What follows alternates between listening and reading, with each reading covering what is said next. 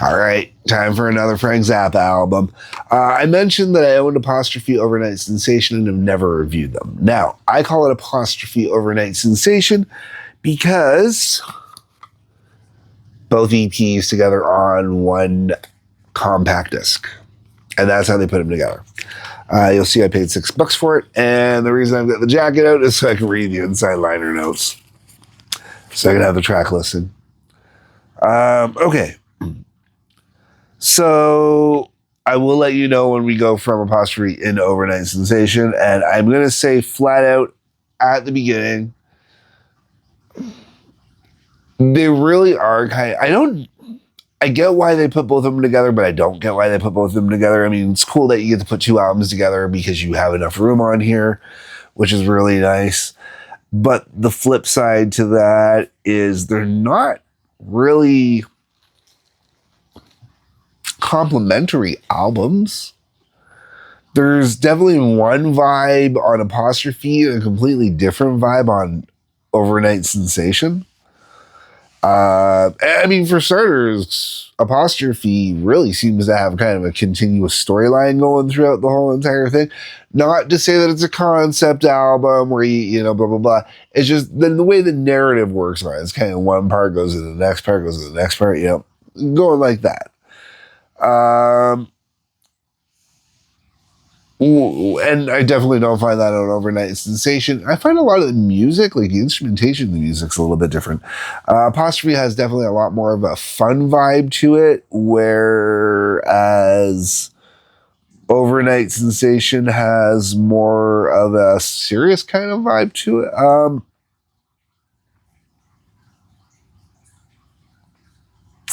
Apostrophe to me, definitely a lot more similar to Shake Your Booty. Whereas the Overnight Sensation part feels more Zoot-Allure.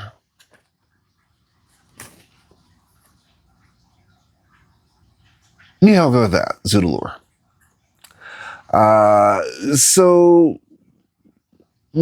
And I will say that because of the two different types of albums that are here, okay, I paid $6 for this used. The very first time I ever got this was it was either BMG or Columbia House as a freebie. And I lent it out to one of my buddies who I never got it back from. So I had to rebuy it again. And while I do enjoy both albums, I didn't want to spend the money to buy both of them brand new, remastered at like $19 a piece kind of thing, you know? Because even though they're EPs, the Zappa catalog, whoever has the distribution rights these days, which I believe is the Zappa family, they're still charging full price on the albums when they're coming out, which is kind of silly to me.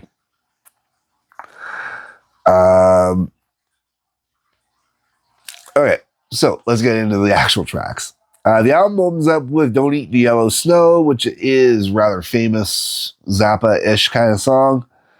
You know, just love that line. Yeah, watch out where the Huskies go and don't you eat that yellow snow. But during that, we're also introduced to, I guess, kind of the main character for this storyline, which is Nanook. Because the next track is Nanook Rubs It. That's right, he rubs it. He rubs it hard. Oh, yeah, he rubs it right in there. Rubs it. All right. Then after Rubs It, we move on to St. Alfonso's Pancake Breakfast. Because, yeah, man, you're out journeying. You got to go get something to eat.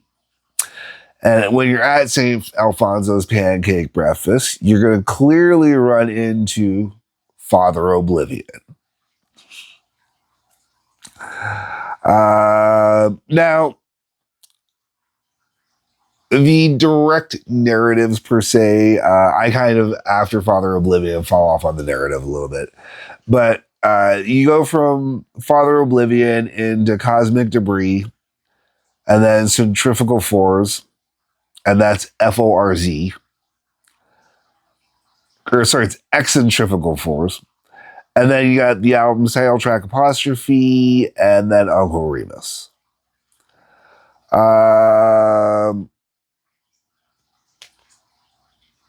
Yeah, like I said, I really, really enjoy that. Oh, and Stinkfoot. Sorry, Stinkfoot's the last song on the album. Really enjoy the entire album while it's playing. I really do. I always have since a kid. As a kid, I first picked it up, and definitely not in my top 10 Zappa albums, but it's still enjoyable. You know. All right, then you get into the next set of tracks, which is the Overnight Sensation.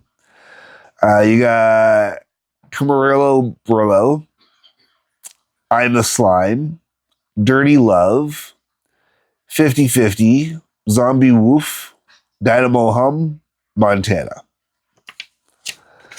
I think all the songs are fantastic. They're fun. They're your standard Frank Zappa affair kind of stuff. Montana is famous for the whole joke about being a dental floss salesman.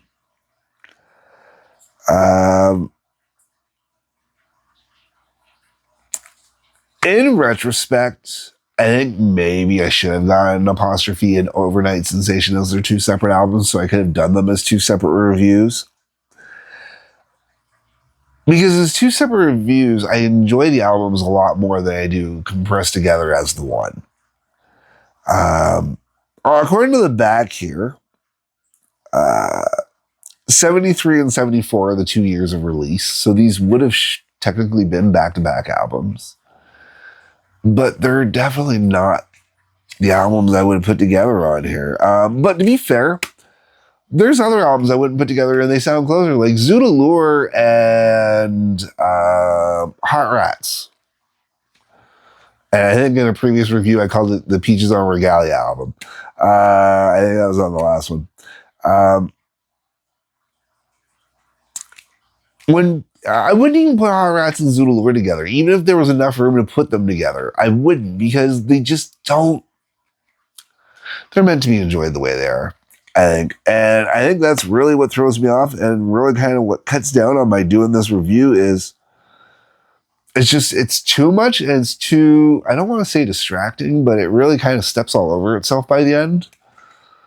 I think this is going to be one of those ones where one day, when I've got extra money to burn, or if I find good used copies cheap enough, I might buy the two individually, and then I might just do the two albums individually later down the line. Just so I can maybe give them a little more flavor, I guess. The other thing too with this is from the Ryko disc releases, which is why I don't have a cute little number on the side here. And it is an AAD release. So it was not digitally remastered. It was just transferred from the analog to the digital. No cleaning up or anything like that. So because of that, takes away from it. And this also would have, this was done in 86. So at least Frank was still alive when this would have been, this combo put together like this, I guess, would have been put together, which is really interesting because for 86, that means this would have been put out on compact disc as soon as compact disc was available, and not widely available, just available. Because widely available for compact disc, I believe, was 88. I personally myself didn't own compact disc until 91, I think. Christmas of 91, so going into 92? Or was it Christmas of 92 going into 93? I don't remember. This is one or the other. It was my grade 8 year. Yeah, I guess that's all I got to add to this. I don't have anything else really to add to this one. Let me know what you think down below. Should I take the time and effort to invest in the two separate albums, digitally remastered, proper releases, whatnot? Will I enjoy them more? Do I not bother and just keep going with other albums I don't have already? Let me know. That's what the comment section is for. On your way down there, if you could check out a couple links I've got posted. They're worth it, I guess, sort of. Like button, subscribe button, bell for notifications, please and thank you. Otherwise, folks, peace, love, take care.